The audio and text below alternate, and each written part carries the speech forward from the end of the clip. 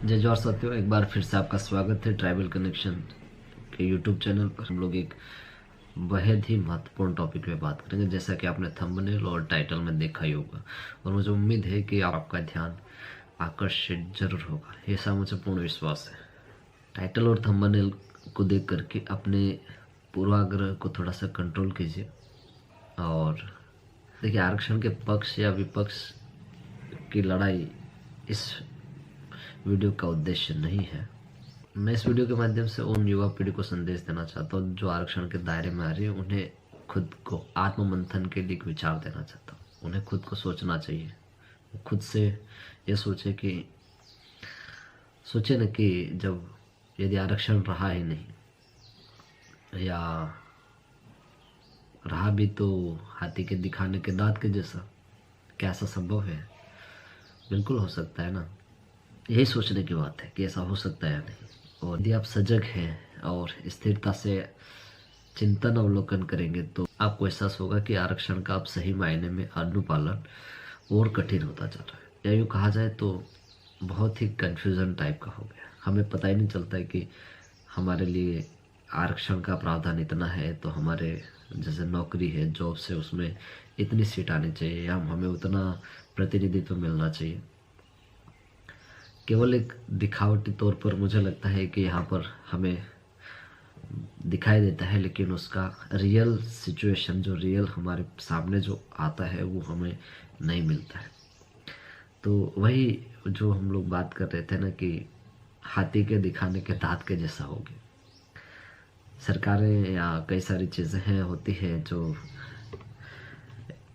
प्रावधान तो बना देती है, बट उसको इम्प्लीमेंटेशन इतना पेचीदा हो जाता है, या फिर यूँ कहा जाए तो इतना कॉम्प्लिकेटेड हो जाता है कि उसको समझते समझते जो युवा वर्ग है वो तैयारी करे या आरक्षण के प्रावधानों को समझे, वही समझ में नहीं आता है। मैं आपको कुछ और आरक्षण के विषय को लेकर के कुछ चीज़ बताना चाहूँगा।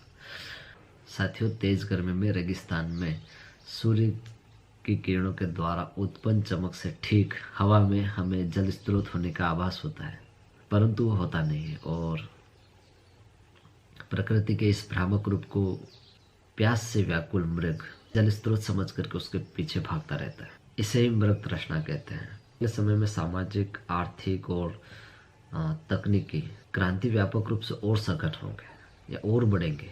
ऐसे में हमारा दशकों पुरानी जो आरक्षण की व्यवस्था है, इस परिवर्तन के साथ कितना सामंजस्य बिठा पाएगी, तो निश्चित तौर पर चर्चा का विषय है। और ये आप लोगों को भी सोचना चाहिए कि जैसे जैसे टेक्नोलॉजी बढ़ रही है, जैसे जैसे कई सारे अपडेट्स आ रहे हैं, तो क्या दशकों पुराना जो आरक्षण की प्रणाली है, आरक्षण की जो व्यवस्था है, वो हमारे ऊपर कितनी ठीक बैठेगी। तत्कालीन समय में क्या परिस्थितियाँ रही होगी, तत्कालीन समय में आरक्षण को मेजरमेंट करने का क्या तरीका रहा होगा, तो बहुत सारी चीज़ें रही होगी। यदि ये सच कहा जाए तो भविष्य में आरक्षण पर हमारी निर्भरता कितनी सही है, यह भी एक सोचने की बात है। और जो यह वीडियो है वो इसी पर आधारित है कि क्या हमें आरक्षण पर निर्भरता रखनी चाहिए या फिर हमें क्या करना चाहिए इस आरक्षण को लेकर के। मेरे कहने का मतलब है कि कहीं दशकों पुराना जो आरक्षण का व्यवस्था है, वो व्यवस्था आज के ज़माने में कितनी फिट बैठती है। आज टेक्नोलॉजी का यूज है, हर जगह प्राइवेटाइजेशन हो रहा है, हर जगह पर जॉब्स कम हो रहे हैं, हर जगह पर नौकरियां कट रही है। तो ऐसे में प्राइवेटाइजेशन होने के कारण कई लोगों को रिजर्वेशन पर कितना प्रभाव पड़ेगा, मेरे वीडियो का ये उद्देश्य है। अब इस वीडियो में आगे की चर्चा के लिए मैं झारखंड के डॉक्टर श्यामा प्रसाद मुखर्जी विश्वविद्यालय रांची के प्रोफेसर डॉक्टर अभय मिंज की एक घटना का जिक्र करूँगा कि उन्होंने उनके एक लेख में लिखा था कि किस तरह से वो आरक्षण को देखते हैं या नहीं, उनका कैसे इसको लेकर के क्या व्यू था। मैं उनके व्यू पॉइंट को यहाँ पर रखना चाहूँगा। लगभग ये सन 2019 की बात थी जब वो ऑस्ट्रेलिया में गए थे। वो बता रहे थे कि जिस प्रकार से उनका कार्यशाला में जाना, वो कार्यशाला थी लैंग्वेज के ऊपर, जैसे लुप्तप्राय भाषा के ऊपर, लेकिन वहाँ के जो कुछ विशेषज्ञ थे, कुछ लोग के स्पीकर थे, वो लोग बता रहे थे कि देखिए कैसे अपकमिंग ईयर्स में ये जो दुनिया है वो एआई पर डिपेंड हो जाएगी। ग्लोबल टेक्नोलॉजी इतनी ज़्यादा डेवलप्ड हो जाएगी कि नौकरियां क्या होगी, जो एक मनुष्य के लिए क्या उसके लिए जॉब कर पाना कितना सही होगा, या उसके लिए जॉब पाना कितना मुश्किल होगा, उस पर चर्चा होने लगी। तो यानी कहने का मतलब उन लोगों ने ये कहा कि देखो ऐसी बहुत प्रबल संभावना है कि जो परंपरागत नौकरियां हैं वो बहुत ही तेज़ी से घटेंगी, क्योंकि एआई उनकी जगह पर एआई ले लेगा। जैसे आप लोगों ने कई कई जगह पर देखा, टेक्नोलॉजी कितनी डेवलप्ड हो चुकी है। सो टेक्नोलॉजी इतनी डेवलप हो गई है कि अब उस मनुष्य के इंडिविजुअल काम करने की ज़रूरत नहीं है, एआई सब कुछ करके रख देता है। तो इस टेक्नोलॉजी के युग में हमें हमारे जॉब से वो तेजी से घटने लग जाएगी। अर्थात कहने का मतलब ये है कि हमारे बच्चे जब यदि नौकरी के लिए जाएंगे तो उनको बहुत ज़्यादा हाई टेक्नोलॉजी का ज्ञान होना पड़ेगा, और बहुत सारी जो जॉब है उनमें परफॉर्मेंस को लेकर के, या फिर उनके नॉलेज को लेकर के, या बहुत सारी चीज़ें टेक्नोलॉजी को लेकर के, या फिर ये कह सकते हैं जो कंपनीज है जो हायर करेगी वो ये चाहेगी कि उनको एक बेहतरीन एम्प्लॉय मिले जो सारी चीज़ देख पाए। यानी कि एज ए मतलब उन्हें हाई प्रोफाइल व्यक्ति चाहिएंगे, मेन पावर की ज़रूरत पड़ेगी। और आने वाले समय में इस प्रकार की जो कंपटीशन है वो स्वाभाविक तौर पर डेवलप होगी, और कहें कि उनके अंदर जो नवीनता है वो हमें जो देखने को मिल सकती है वो हमारे कल्पना से परे है, हमारी इमेजिनरी से बाहर है। कि हमें हो सकता है कि जैसे मैं एक उदाहरण ले लूँ कि टीचर, तो गाइस मैं बात कर रहा था जिस प्रकार से टीचर की रिक्रूटमेंट निकलती, तो क्या आने वाले टाइम में इंडिविजुअल टीचर की ज़रूरत पड़ेगी अगर एआई रहा तो? हो सकता है इतनी टेक्नोलॉजी हाई एंड हो जाएगी कि किसी एक जगह पर रह करके सारी स्कूलों में एआई टीचर पढ़ाने लग जाए। टेक्नोलॉजी से एक ही जगह से वो क्लासेस शुरू है, जैसा कि हम लोग कोरोना में देख चुके हैं। और बहुत सारे एप्लीकेशंस हैं, बहुत सारे ऐसे प्लेटफॉर्म हैं जहाँ से आज भी बच्चे पढ़ सकते हैं, उन्हें टीचर की ज़रूरत भी नहीं हो सकती। ऐसा पॉसिबल है।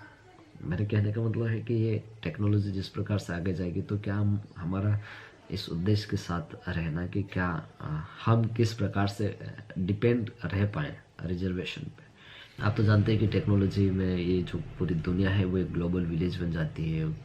किसी को कौन कहाँ जा कर के क्या जॉब करेगा, किससे क्या करना है, सीमाओं से पर है। It's has no boundary. तो ऐसे में हम लोग ये सोच पाएँ कि आज के आपने देखा होगा कि कई सारे जैसे बहुत सारे जो एप्लीकेशन से बहुत सारे जो एजुकेशन हब भी बन चुके हैं, तो वो लोग किसी ऐप के माध्यम से किसी दुनिया के किसी भी कोने में पढ़ा सकते हैं। अच्छा, अगर ऐसा हुआ तो तब कहाँ होगा आरक्षण? जब सोचो ना कि जब पारंपरिक नौकरियां ही नहीं रहेगी तो फिर आरक्षण तो मृत तृष्णा बन ही जाएगा।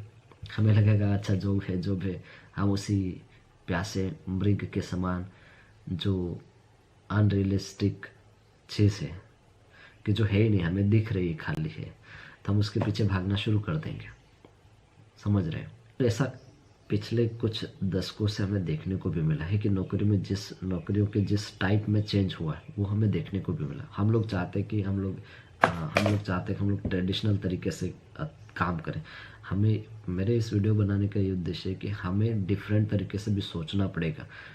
हमें केवल आरक्षण पर डिपेंड न रह करके हमें आने वाले समय में आने वाली टेक्नोलॉजी को किस प्रकार से हम अडोप्ट करते हुए बेहतर आउटकम्स ला पाए और हमारे बच्चों को उस लेवल के स्टैंडर्ड तक ले जाए। हमें उस प्रकार की उनमें चीज़ें बताएं कि देखिए कि आने वाले टाइम में अगर ग्लोबलाइज होता है टेक्नोलॉजी तो हमारी नौकरियों पर कितना असर पड़ेगा। तो हमें केवल डिपेंड रहना ये नहीं है। आरक्षण ज़रूरी है, बट कहने का मतलब कि डिपेंड उतना ही रह करके हम लोग कि हमें ट्रेडिशनल केवल मेरे वीडियो बनाने का केवल यही उद्देश्य है कि हमें पारंपरिक नौकरियों पर डिपेंड जो निर्भरता है उसको ख़त्म करके तकनीकी आधारित जो जॉब्स है उस पर ध्यान देने की भी ज़रूरत है। कई समय से हम लोग पिछले कई दशकों से देखा, हर अलग अलग सरकारें वो अलग अलग तरीके से नौकरियां वगैरह अब वो जो कार्मिक हैं उनको अडॉप्ट कर रही है। जैसे अभी हाल ही में कई सारी गवर्नमेंट्स ने देखा है, आप इस सेंट्रल गवर्नमेंट ले लो, स्टेट गवर्नमेंट ले लो, कई सारी गवर्नमेंट है वो आजकल कॉन्ट्रैक्ट बेसिस पे भर्ती करती है। तो यहाँ पर कॉन्ट्रेक्चुअल बेसिस पर जब भर्ती होती है वहाँ रिजर्वेशन का कोई प्रावधान नहीं होता है, प्राइवेटाइजेशन में कुछ नहीं होता है। ऐसे में जो युवा है जो तैयारी कर रहे हैं वो नौकरी को लेकर के बहुत ज़्यादा आशंकित हैं और उनमें चिंता भी है और होनी भी चाहिए कि देखो ना कि और ऐसे में कॉन्ट्रेक्चुअल भर्ती पे अगर उनको ले लिया जाता है तो उनके लाइफ को लेकर के देखिए उनके लाइफ को लेकर के हम लोग कुछ भी ऐसा नहीं सोच सकते कि उनके लाइफ की गारंटी कोई नहीं होती। कहने का मतलब लाइफ की गारंटी इट मीन्स उनके पास में जो सुरक्षित और समृद्ध जीवन की हम लोग कामना नहीं कर सकते, क्योंकि उनको कब हटा दिया जाए वो एक कॉन्ट्रैक्ट बेसिस पर होते हैं। तो उनके लिए जॉब की पूरी जो सर्विस की अथॉरिटी है, जो सर्विस पूरी हो उसकी कोई गारंटी नहीं होती। ऐसे में हम उनसे एक समृद्ध राष्ट्र के निर्माण की कल्पना नहीं कर सकते और उनसे यह योगदान की अपेक्षा रखना भी नहीं है, क्योंकि वो एक टेंशन में जॉब करेंगे कि मुझे कितने टाइम तक जॉब करना है, कितने टाइम के बाद में मुझे हटा दिया जाएगा। डॉक्टर अभय अगर बताते हैं कि उन्होंने इस मुद्दे पर जब स्टडी शुरू किया था तो उन्होंने लगभग कुछ 3 किताबों का जिक्र किया, जो मैं यहाँ पर लिंक है वो डिस्क्रिप्शन में डाल दूंगा उन बुक्स के, और ये जो स्क्रीन पर भी आप लोगों को दिख जाएगी। फ्रंटलाइन में एक आर्टिकल था, उसमें था reservation as a political imperative, और Tina Virmani York university Toronto Canada के द्वारा उनका एक था caste discrimination and reservation politics in India, and KS. Chalan की जो लिखी हुई किताब थी caste based reservation and human development in India. तो इसके आधार पर उन्होंने कुछ बातों को बताया है और कुछ बातों को उठाया था। उन्होंने कहा कि जो विकासात्मक अध्ययन के विशेषज्ञ कहते हैं कि आरक्षण बड़े पैमाने में सकारात्मक सामाजिक आर्थिक बदलाव करने में अक्षम रहा है। यह बड़े सामाजिक आर्थिक मुद्दों को जैसे कि गरीबी, निरक्षरता, बेरोजगारी इत्यादि के उत्थान को संबोधित करने में विफल रहा है। किंतु मैं टीना जी के निष्कर्ष से पूरी तरह सहमत नहीं हूँ। सरकार अनेक प्रकार के जन कल्याणकारी योजनाएं चला रही है जिसके द्वारा सामाजिक एवं खाद्य सुरक्षा लगभग सुनिश्चित हुआ है, किंतु फिर भी विकास अब आरक्षण से ही संभव है। इस अवधारणा को बदलने की आवश्यकता है। सरकार जब वृहद जन कल्याण योजनाओं के अंतर्गत आरक्षण देती है तो एक तरह से वो आपको रोटी दे सकती है, रोटी कमाना नहीं सिखा रही है, अर्थात आपको सुरक्षा मिल रही है, आत्मनिर्भरता नहीं। आरक्षण है जो सीमित रोजगार के अवसर प्रदान करता है। इसका अर्थ यह हुआ कि मात्र कुछ लोगों को ही इसका लाभ प्राप्त होता है। इन्होंने बहुत सारी चीज़ों का लिया है कि बहुत सारी चीज़ें इन लोगों ने लिखा था सर ने, कि जैसे एक व्यक्ति के रूप में जब हम आरक्षण का लाभ ले लेते हैं तो अपने उस समाज के लिए निर्धारित लाभ में से हमने अंश लिया है। इसलिए हम में या जिन लोगों ने आरक्षण लिया है या उसका लाभ लिया है तो उसको सामाजिक दायित्व का बोध या सामाजिक दायित्व का ज्ञान अवश्य होना चाहिए। और जैसे कि वो अधिकारी बनने के बाद अपने समाज के लिए कुछ करते हैं तो वो आपका बड़प्पन नहीं, आपका दायित्व होना चाहिए, क्योंकि आपने उसका एक अंश लिया है। यह नहीं कि आप लोगों ने आप अधिकारी बन गए या कर्मचारी बन गए तो आप लोग समाज को भूल गए, या समाज का आप जब समाज के लिए कुछ कर रहे हैं तो वो आप एहसान कर रहे समाज के ऊपर नहीं, आपका दायित्व है समाज के लिए, क्योंकि आपने उसे समाज से कुछ लिया और तो उसको देना, वापस कुछ देना, कुछ अंश लौटाना, ये हमारी जिम्मेदारी होनी चाहिए। सबसे बड़ा सवाल ये है कि क्या आरक्षण की पालना सभी डिपार्टमेंट में होती है। कारवा में काम करने वाले एक इंडिपेंडेंट जर्नलिस्ट थे जिनका नाम था नामित अरोड़ा ने, उन्होंने 2018 में एक रिपोर्ट में कहा था कि सम्मानित संस्थाओं में भी आरक्षण के प्रावधान की जबरदस्त अवहेलना होती है। कई बार तो जो रिक्रूटमेंट है वो पूरी भर्ती नहीं, और रिक्रूटमेंट तो भर्ती नहीं, आपका जो पोस्ट खाली रह जाती है और आपका अधिकार कोई और ले जाता है।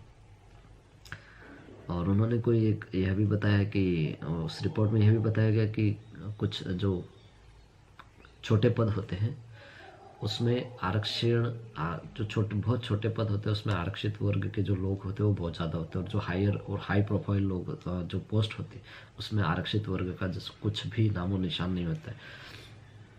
आप लोग जैसे कई सारे देख सकते हैं, सुप्रीम कोर्ट में जजेस देख लो, वकील देख लो, बड़े मिनिस्ट्री में देख लो या फिर डिपार्टमेंटल में देख लो, तो बहुत बड़े हाई एंड प्रोफाइल जो पोस्ट होते हैं उसमें आरक्षित वर्ग के लोगों का वहाँ पर लगभग जो संख्या है वो बहुत न्यून है। ऐसा भी एक रिपोर्ट में उन्होंने बताया था। सारे तो अपने हक की लड़ाई लड़ने के लिए भी अनभिज्ञ है कि हमें क्या करना चाहिए क्या नहीं करना चाहिए। तो क्या ऐसे में आरक्षण को बनाए रखना संभव हो पाएगा? क्योंकि हम अपने अधिकारों के प्रति ही अनभिज्ञ है, तो क्या हमें इस आरक्षण को बचाए रखना संभव हो पाएगा हमारे लिए? एक बड़े सोचने की बात है। और कई सारी बात है कि जैसे मान लीजिए एक 2011 की जनगणना के आधार पर कहा जाए तो भारत में लगभग जो अनुसूचित जनजाति की जो संख्या थी वो लगभग 705 से 710 के आसपास थी। वो आज लगभग 750 से ज़्यादा हो गई है। कई सारे स्टेट में अलग अलग जो लोग हैं उनको अलग अलग तरीके से एसटी में शामिल किया जा रहा है। वो निरंतर इस सूची में अपना स्थान बनाते हैं और ये प्रक्रिया चलती रहेगी और भीड़ इतनी बन जाएगी और आने वाले समय में भीड़ इतनी बढ़ जाएगी कि जो इसके असली हकदार हैं वो हाशिए पर होंगे। अभी हाल में आप जम्मू कश्मीर के देख लीजिए, वहाँ पर, या फिर हिमाचल प्रदेश में देख लीजिए आप, या फिर गुजरात में देख लीजिए, बहुत सारे स्टेट है जहाँ पर ट्राइबल में लोगों को शामिल किया गया। तो क्या ट्राइबल को शामिल करने से उनके पोस्ट में बढ़ोतरी होगी या फिर कुछ ऐसी चीज़ें होगी? नहीं है, बट वो रिजर्वेशन वो लोग लेने के लिए वहाँ पर उनको शामिल करते जाएंगे और एक दिन ऐसा आएगा कि सर्वाधिक जनसंख्या होगी वो ट्राइबल्स की होगी। ट्राइबल्स मीन्स अनुसूचित जनजाति की होगी, एसटी की होगी। तो जो रिजर्वेशन का जो लाभ होगा वो जो दूसरी कैटेगरी से जो ट्राइबल एसटी बन रहे हैं वो ले जाएंगे। और एक्चुअल में जिनको चाहिए, जिनको ज़रूरत है आरक्षण की, वो लोग हाशिए पर होंगे, वो ख़त्म हो जाएंगे एक दिन। देखिए, सबसे बड़ी बात वहाँ होती है कि जब अभी कई बार जो आरक्षण की लड़ाई की बात आती है या आरक्षण को बचाने की बात आती है, तो वहाँ पर उन युवा लोगों का होना चाहिए जिनको आरक्षण की ज़रूरत है, जिनके लिए आरक्षण की लड़ाई लड़ी जा रही है, जिनको उस आरक्षण के साथ में उनको उस पोस्ट को, उनके रिक्रूटमेंट की ज़रूरत है। लेकिन कई बार मैं भी कहीं जगह पर, मेरा खुद का एक्सपीरियंस होता है, कई जगह पर गया हूँ तो हमें ऐसे लोग नज़र आते हैं जो या तो उनके अभिभावक होंगे या उनके मिलने वाले होंगे या जो आरक्षण का लाभ ले चुके हैं, और उन युवा पीढ़ी को तो कुछ पता ही नहीं है, वो आराम से सोए हुए हैं, उन्हें पता ही नहीं है कि हमें आरक्षण की लड़ाई भी लड़नी चाहिए। तो वो कब जाएंगे? कि हम अपने आने वाली नई पीढ़ी को इस प्रकार के संघर्ष या बौद्धिक चर्चा से दूर रख पाएंगे? या दूर रखेंगे तो क्या होगा? और वही खुद ही दूर रहना चाहेंगे तो क्या होगा? ऐसे में तो उन्हें संघर्षों का मूल्य कभी समझ में नहीं आएगा। संघर्ष वो सोच है जो मात्र एक जाती हुई पीढ़ी तक ही नहीं रहेगी। आगे की लड़ाई कौन लड़ेगा? यह सबसे बड़ा सवाल है। आने वाले समय में आरक्षण के प्रावधान हटेंगे नहीं, लेकिन मुझे अनुमान है कि कमज़ोर अवश्य होंगे। अनेक प्रतियोगी परीक्षाओं में आप इसे देख सकते हैं। अनेक रोजगार के अवसर इसी आरक्षण के द्वंद्व में फंसे हुए हैं। अनेकों लोगों की उम्र की समय सीमा समाप्त हो रही है। तो क्या ऐसे में आरक्षण मृत तृष्णा नहीं है? इस सवाल का जवाब आप कमेंट बॉक्स में जरूर लिखिएगा। साथियों, एक बड़ा सा दिलचस्प विरोधाभास देखने को मिलता है और मुझे इसकी चर्चा अनिवार्य लगती है।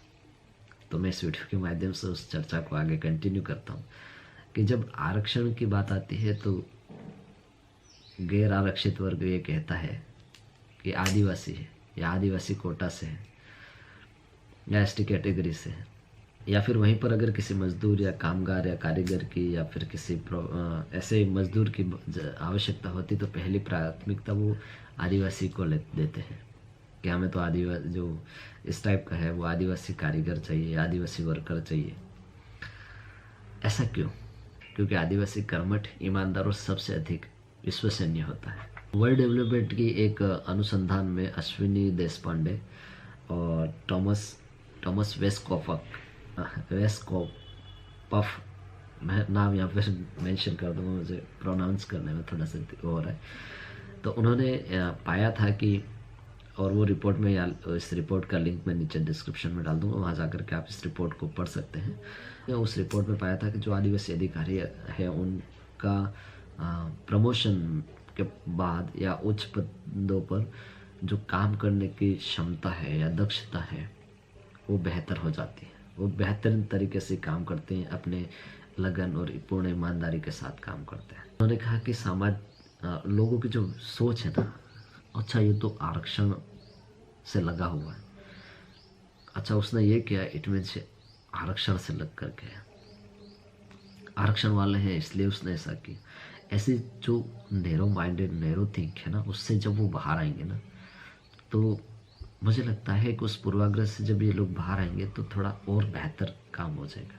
अगर आप काम करते हैं, यदि आप आदिवासी हो, ट्राइबल हो, और आप काम करते हो और आपको कोई बोले अच्छा तू तो आरक्षण वर्ग से कैटेगरी से है, तो तेरे में टैलेंट कहाँ है, तो वो क्या कर सकता है, तू नहीं कर सकता, वो सारी चीज़ होगी, तो जब वो काम कर भी रहा होगा ना, तब भी उसके मन में ये आएगा कि अच्छा मुझे तो उसने ऐसा बता दिया, मैं आरक्षित वर्ग से हूँ, मेरे साथ ये हो रहा है एंड ऑल दैट, बहुत सारी थिंग्स है, वो चीज़ आएगी और उसके काम पर बहुत ज़्यादा प्रभाव पड़ेगा।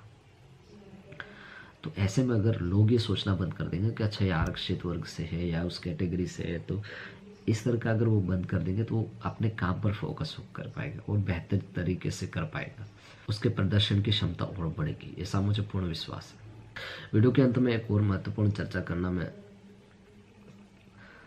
चाहता हूँ कि देखिए, आरक्षण है वो संविधान सम्मत आपका हमारा सबका अधिकार है और निश्चित ही कमजोर वर्ग के उत्थान में इसने निर्णायक भूमिका निभाई है, परंतु परिस्थितियां तेजी से बदल रही हैं। अब यह निर्णय आप पर है कि आप इससे किस दृष्टिकोण से देखते हैं। अनुच्छेद 16(4) में एक निर्णय पारित किया था माननीय सर्वोच्च न्यायालय ने, जिसका लिंक मैं नीचे डिस्क्रिप्शन में डाल दूंगा। मुकेश कुमार बनाम उत्तराखंड राज्य, उन्होंने 2020 में ये पारित था। उसमें उन्होंने कहा कि आरक्षण को आप पूर्ण रूप से मौलिक अधिकार नहीं मान सकते, यह एक प्रावधान है। इस चीज़ को आप बेहतर तरीके से समझ सकते हैं। मेरे वीडियो को देखने के लिए बहुत बहुत धन्यवाद। वीडियो को लाइक, शेयर और चैनल को जरूर सब्सक्राइब कीजिए। मुझे उम्मीद है ये वीडियो बहुत इन्फॉर्मेटिव होगा और आप लोगों का एक काम है कि वीडियो को अधिक से अधिक शेयर करना है, चैनल को सब्सक्राइब करना, वीडियो को लाइक करते हुए चैनल, और मैंने कुछ आप लोगों के लिए कुछ विचार रखे हैं, तो प्लीज़ उसको कमेंट में आपके जो विचार है, आपका जो राय है, वो कमेंट में ज़रूर बताइएगा। दूसरी चीज़, मैं इस वीडियो के लिए स्पेशल थैंक करना चाहूँगा डॉक्टर अभय सागर मिंज, जो कि आदिवासी विचारक है, और डॉक्टर श्यामा प्रसाद मुखर्जी यूनिवर्सिटी रांची में प्रोफेसर है। कई सारे नेशनल इंटरनेशनल मंचों पर आदिवासी समुदाय की आवाज़ को उठाते रहे। Thank you so much for watching this video. Please like, share and comment.